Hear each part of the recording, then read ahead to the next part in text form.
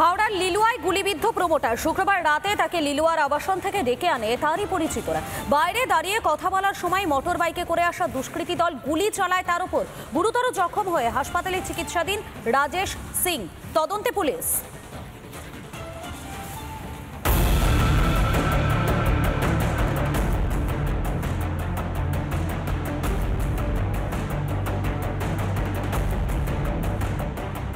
হুগলির চণ্ডীতলার আইসি গুলিবিদ্ধ হওয়ার 3 দিন কাটতে না কাটতেই ফের হাওড়ায় শুট আউট।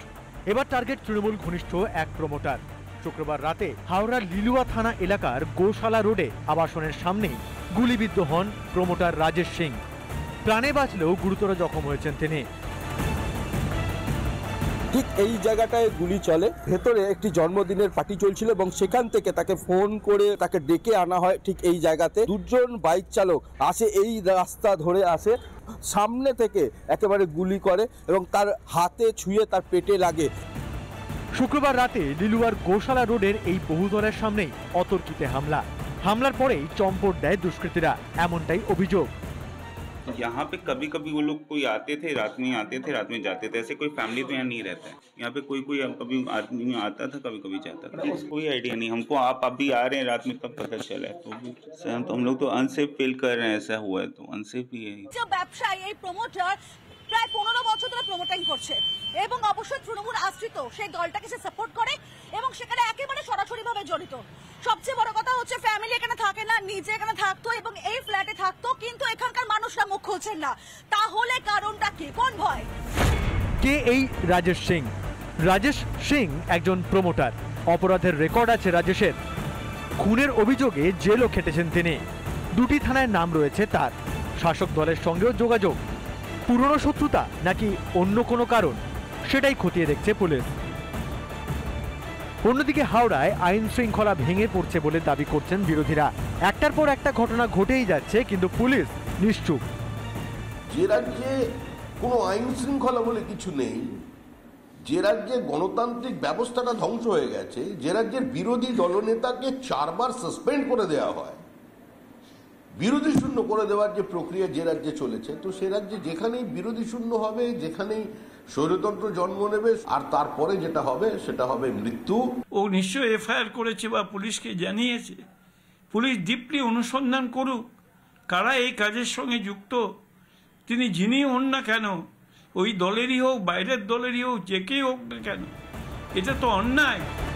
অপরাধ জগতের সঙ্গে প্রমোটারের সরাসরি যোগের অভিযোগ উঠে এসেছে। তা থেকেই কি খুনের চেষ্টা, নাকি এর পিছনে রয়েছে কোনো রাজনৈতিক কারণ, সেটাই খতিয়ে দেখছে পুলিশ। প্রসেনজিৎ অধিকারী ও রুমকিদের রিপোর্ট, রিপাবলিক বাংলা।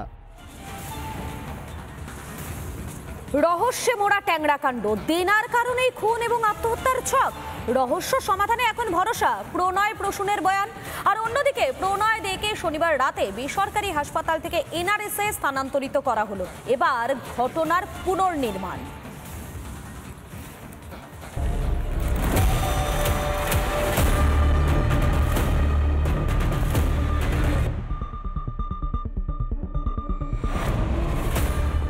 দক্ষিণ কলকাতার বেসরকারি হাসপাতাল থেকে ছাড়া পেলেন প্রণয় দে ও নাবালক। তাদের পাঠানো হলো এনআরএস হাসপাতালে। শারীরিকভাবে সুস্থ না হলেও তাদের ঠাঁই নাড়া হতে হলো। এদিন রাত 9টা নাগাদ এনআরএস হাসপাতালে আনা হয় প্রণয় দেকে। ভর্তি করা হলো ফ্রেজার বিল্ডিং এর অর্থোপেডিক বিভাগে। পুলিশ প্রহরায় স্থানান্তর। একেবারে এনআরএস হাসপাতালের ভেতরে প্রবেশ করানো হলো প্রসূন দেখে একাধিক প্রশ্ন করা হলেও কিন্তু কার্যত নিরুত্তর ট্যাংরা থানার পুলিশ যেরকম একদিকে এখানে রয়েছেন, তারই সঙ্গে কিন্তু এনআরএসে এসেই এবার জিজ্ঞাসাবাদ করতে চলেছে প্রসূন দেখে। ট্যাংরা কাণ্ডের পর প্রণয় দে, প্রসূন দে এবং নাবালককে হাসপাতালে জিজ্ঞাসাবাদ করা শুরু করেছিল পুলিশ। জেরায় মিলেছিল একাধিক অসঙ্গতি। এবার 16 ফেব্রুয়ারি থেকে 18 ফেব্রুয়ারি পর্যন্ত ঘটনা পুনর্নির্মাণ করবে পুলিশ, যে কথা আগেই জানিয়েছিল কলকাতা পুলিশ। রিকনস্ট্রাকশনে একটু আমাদের অসুবিধা হচ্ছে। ওরা যখন সুস্থ হবে পিওতে নিয়ে আসা হবে, ওখানে ওরা দেখিয়ে দেবে, তখন একটু ভালো করে বোঝা যাবে। But at this stage this reconstruction of entire incident একটু হয়তো দেরি হতে পারে।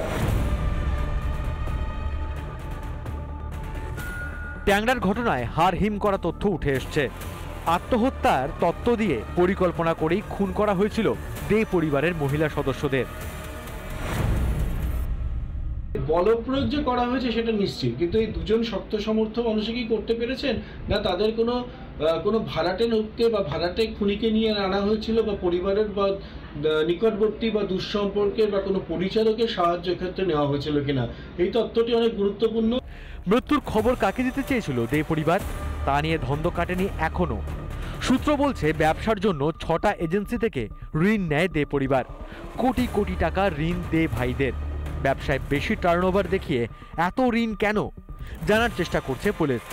বসত বাড়িও ব্যাংকের কাছে বন্ধক রেখেছিল পরিবার। বিলাসবহুল জীবনযাপনে অভ্যস্ত হয়ে কি সর্বশান্ত দে পরিবার? রিপাবলিক বাংলা। নানা ধরনের কন্টেন্ট দেখার জন্য লাইক করুন, শেয়ার করুন আমাদের ফেসবুক পেজ, সাবস্ক্রাইব করুন আমাদের ইউটিউব চ্যানেল। পাশাপাশি অন্যান্য ব্রেকিং নিউজের জন্য অবশ্যই চোখ রাখুন রিপাবলিক বাংলায়।